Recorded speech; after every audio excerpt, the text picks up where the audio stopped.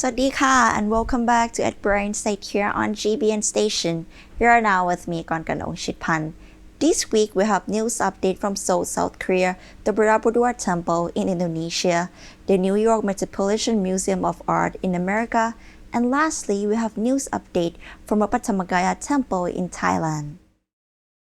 National Conference comments in Seoul, South Korea under the theme Living in a Precarious World, Impermanence, Resilience, and Awakening, running from 23rd to 27th June, and jointly hosted by the Korean Bhikkhuni Association and Sagyadita, South Korea. This international event is being attended by some 3,000 Buddhist monastics, lay people, guests, and dignitaries from South Korea and around the world. The Sagyadita International Association of Buddhist Women is the world's leading body committed to transforming the lives of women in Buddhist societies, aspiring to empower and united Buddhist women, promote their welfare, and facilitate their work for the benefit of the Dhamma and all sentient beings. The theme of this year's conference, Living in a Precarious World, Impermanence, Resilience, and Awakening, is a reference to the increasingly evident nature of impermanence in the world around us, as evidenced by the climate crisis, environmental destruction, political extremism, social instability, and the growing incidence and threat of violent conflict.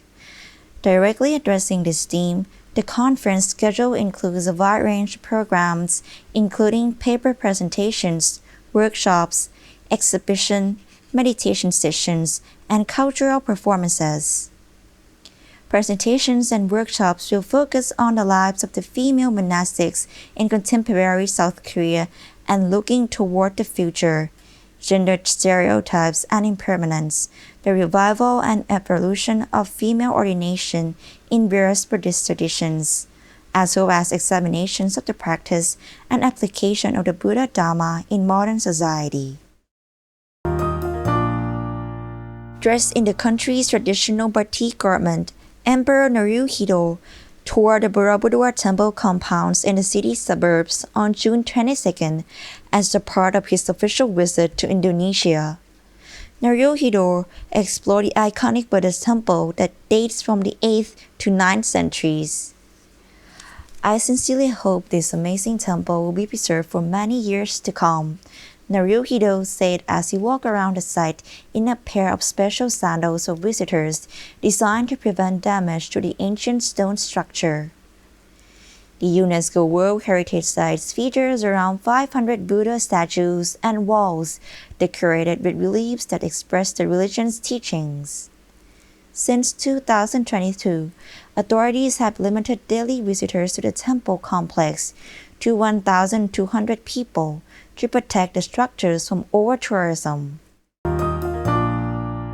In a northern wing of New York's Metropolitan Museum of Art is a work of intense suffering and surprisingly complexity.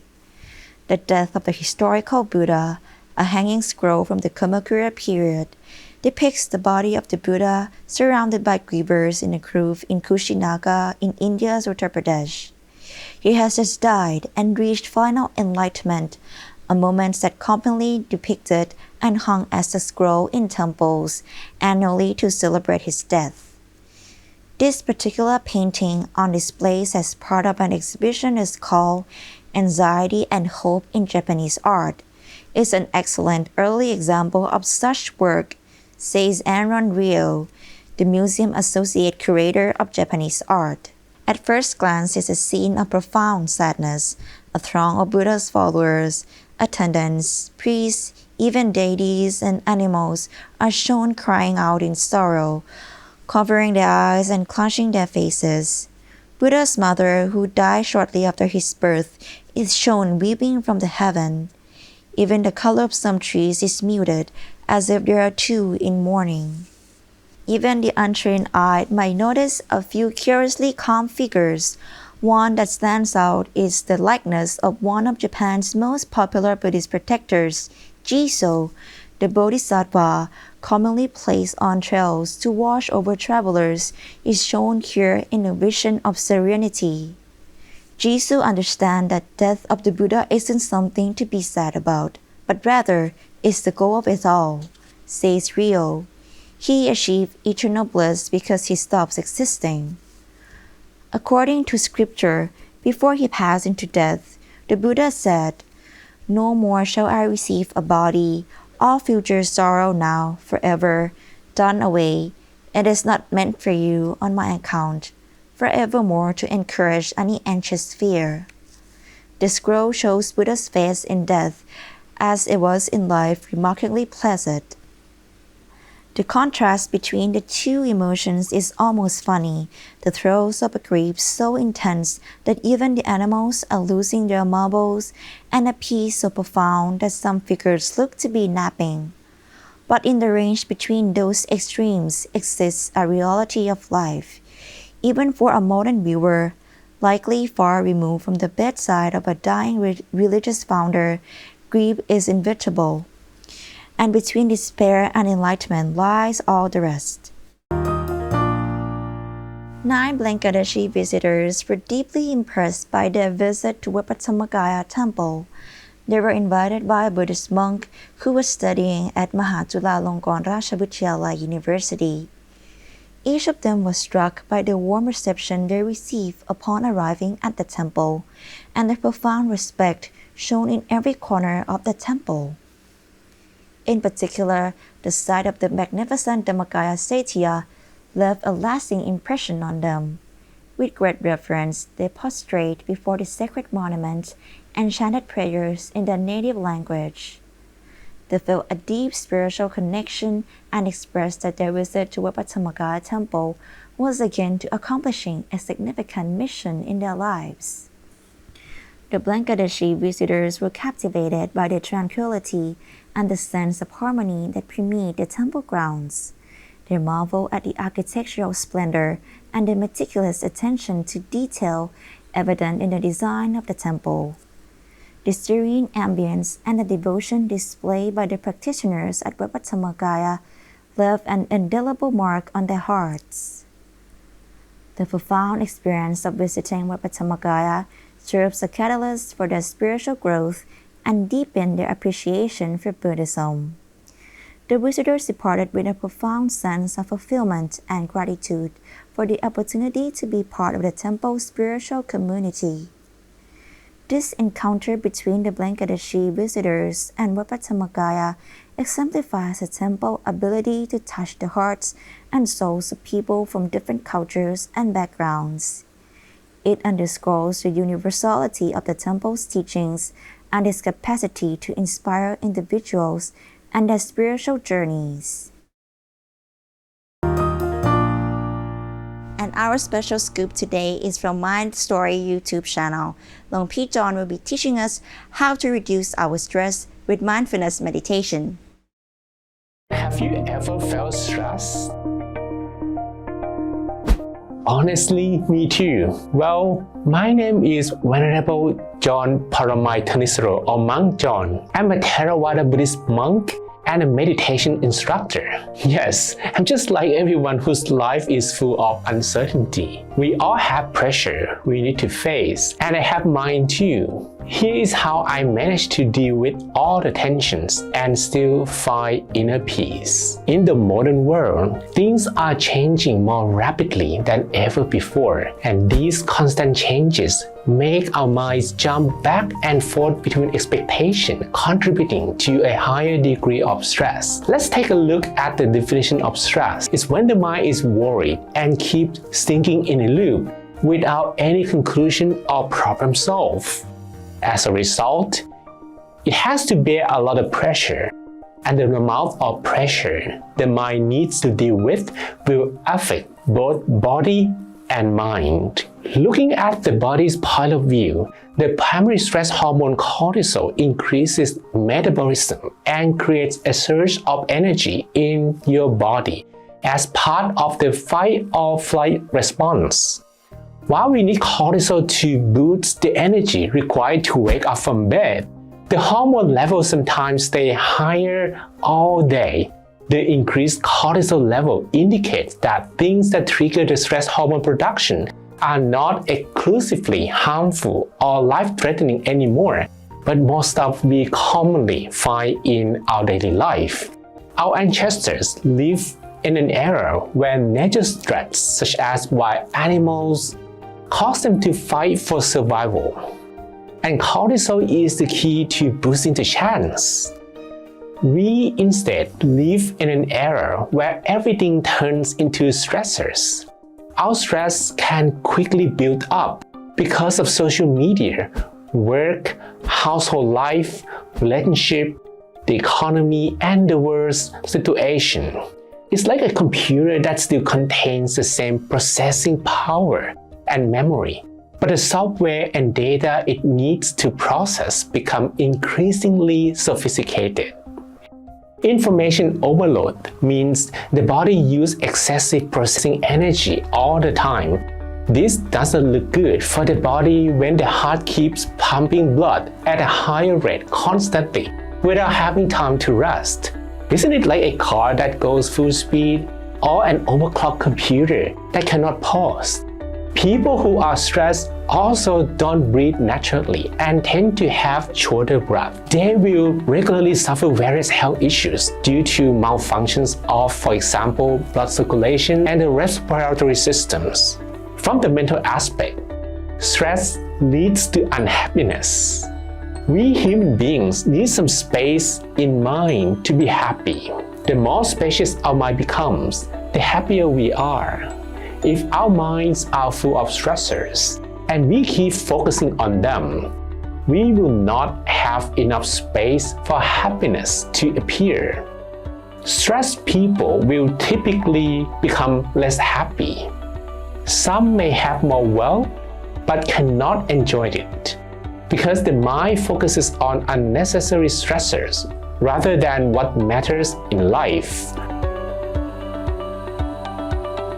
However, the good news is that doing something with our minds is the key to overcoming stress. Problems and unhappiness are two words that can be identical or unrelated. Some people have problems and become stressed right away, while some have a lot of life issues but still manage to live happier lives. The ability to make these two words different lies in slowing down the thought loop, breaking it completely, and adding more positive thoughts to the mind. Our minds keep making a thought loop. When we think of thought number 1, it moves to thought number 2 before being able to finish thinking. The mind moves to think about thought number 3, number 4, number 5, and so on, without being able to conclude any of them. So sometimes we can think of 100 different thoughts in an hour without any conclusion. And when this happens at high speed, no energy will remain in the body. The mind will also feel excessively drained and unhappy. A practical tool for slowing down the thought loop is to make the mind more calm and relaxed. By applying a meditation technique such as breathing observation, we can slow down how the mind shifts between thoughts. Initially, we will not be able to stop the thought loop completely, but being able to slow down the thought loop will already allow the mind to rest. Hence, people who meditate daily will suffer less from stress-related problems. A trained mind will be able to break the thought loop. When the mind stops still, it will eradicate all thoughts. It's important to note that thinking and feeling are not the same. During the stillest moment, when all thoughts subside, the mind will only experience peace and tranquility, leaving its wound to heal. If we do not train the mind, the negative thoughts can keep hurting us indefinitely. But when we exercise it through meditation, we can enjoy our inner peace, which will emerge from still mind. If we want the body to be strong, we have to move our bodies. But if we want our minds to become strong, we need to learn to stop it from thinking aimlessly. Meditation will allow the mind to regain its clarity. The inner wisdoms obtained will contribute to selecting proper thoughts and filtering out many negative ones. The mind practicing regular meditation will understand how certain things affect our mental well-being. A wiser mind will let go of thoughts repeatedly hurting it. When it has less traffic, it can stay with meaningful ones longer. If we cannot control our situations, we must choose what thoughts we consume. The ability to select specific thoughts over another will become the best weapon to fight stress. Where can stress hide? When there are more positive thoughts than negative ones. Wisdoms from meditation will help us accept that the world is full of uncertainty. When there are many things we cannot control, we have to understand, accept, and let them go from our minds. Constantly feeling trouble from unsolvable problems won't make us happier. Letting go does not make us run away from problems, but it is to face the fact that some issues should no longer exist in our minds. When they do not have a space in the first place, there will be no pressure to deal with. This mindfulness and meditation idea will help many of us feel better, especially when things are not right. We cannot get the past back. We cannot also expect the future to be the way we want. We can still enjoy the present. When nothing is correct and you feel that life is so tough and the world is so unfair, close your eyes and free your mind for a short moment. Fight the enemy that lives inside our minds. If we can win over ourselves at that moment, that will be the most significant victory. Additionally, meditation will give the mind some break, clean it, and add some positive energy that will allow us to continue striving for our best. What I have said is not easy at all. During a tough time, we spend our days without a trace of a smile. How about beginning with smiling a few times a day, laughing at something funny, and finding goodness in many things around us? If we cannot escape the pressure, we can use it to polish ourselves and become a better version. The pressure we face will continue to make us better people, like diamonds made of carbon atoms under high temperature and pressure. When ordinary carbon atoms bond together, they create gemstones that everyone desires. If we can continue making a slight change to our present, one day at a time, we will guide ourselves to a path of prosperity. When things around us are yet to improve, we can give ourselves peace and happiness. One day, a brighter future will come, and we are ready to welcome it with a big smile.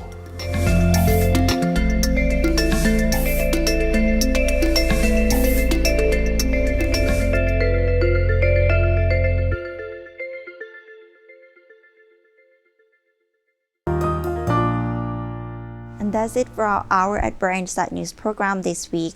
Please make sure to check out all episodes of our news program on our official website, gbnus.com, or on our Facebook page, gbnus.